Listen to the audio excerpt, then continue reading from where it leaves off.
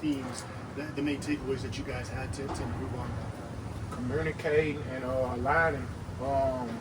Most of our alignments, just took us out of our run responsibilities and just they put us in a position to make plays. Also communicating as well because we had a couple multiple busts, out there on the field that you gave Georgia Tech opportunities to keep their drives steady going. So there's two things this week that we're for sure trying to focus on: so alignments and communication. From your perspective, what makes that difficult and the biggest challenge in stopping those type of guys? What's difficult is that because whenever he's not our responsibility, that's what makes it very difficult, especially when we're in the zone coverage, because we have to get out and worry about receivers and get in position for them.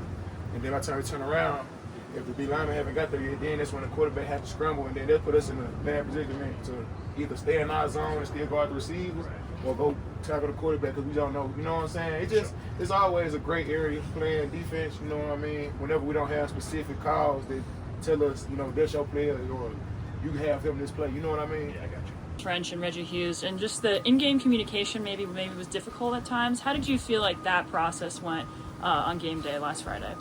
Well, it could definitely be better. I think that, with the new technology, having the communicator in the helmet, I don't think you still can get away from signals, right? So it's really training the guys to make sure, even though we're getting somebody with a communicator, that we still look to the sideline and we get the signals, right? Just don't rely on one person. It's a team sport.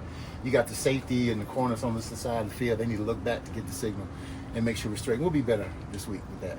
We saw some good from Sean Myers on Friday. Just your thoughts on him? Is he a guy that you guys can kind of rely on this year? Yeah, Sean has came and stepped up with his experience. Like we talked about, guy coming out the portal.